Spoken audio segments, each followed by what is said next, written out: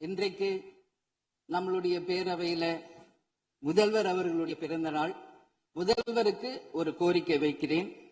இங்கு நான் சட்டமன்றத்திற்கு வந்த நாட்களில் இருந்து அவை பணியாளர்கள் எல்லாருக்கும் இது மாதிரி ஒரு டம்ளர்ல ஒவ்வொரு இடமா போய் தண்ணி கொடுத்துக்கிட்டு இருக்காங்க.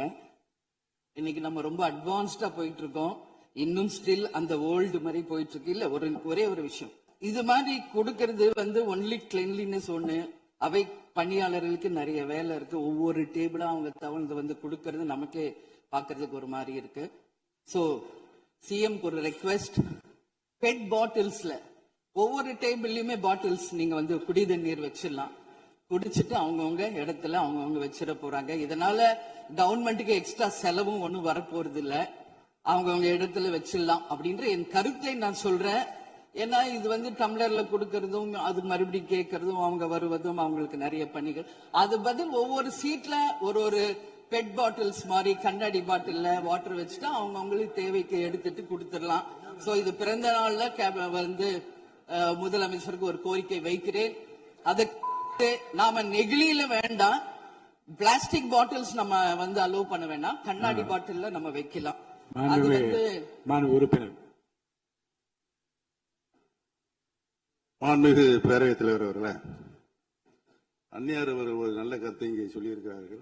அந்த கருத்து ஏற்புடையது அல்ல என்பதை நான் தெரிவித்துக் கொள்ள கடமைப்பட்டிருக்கிறேன். என்ற கோபம் வந்தால் தண்ணி பள்ளி கொண்டிருக்க வாய்ப்பு இருக்கிறது.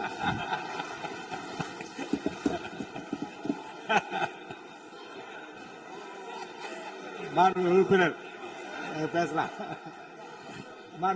இப்போ தண்ணி பாட்டில் தான் வீசணும் கிடையாது, டம்ளர்ல கூட வீசி அடிக்கலாம். உறுப்பினர் ஒரு நிமிஷம்.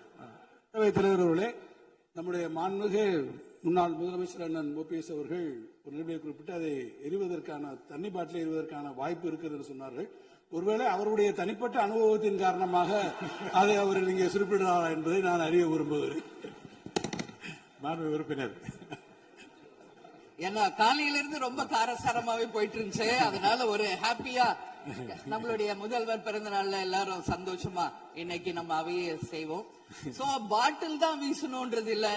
வன்முறைக்கு வேண்டும் என்றால் இங்க எவ்வளவோ இருக்கு, எது வேணாலும் வீசலாம். பட் நம்ம எண்ணம் அது கிடையாது. நிச்சயமாக தண்ணீர் என்றாலே பிரச்சனை தான் போல இருக்கு. அது காவேரி தண்ணீரா இருந்தாலும் டாஸ்மாக் தண்ணீரா இருந்தாலும் அது ஒரு பிரச்சனையா தான் இன்னைக்கு மக்கள்கிட்ட இருக்கு.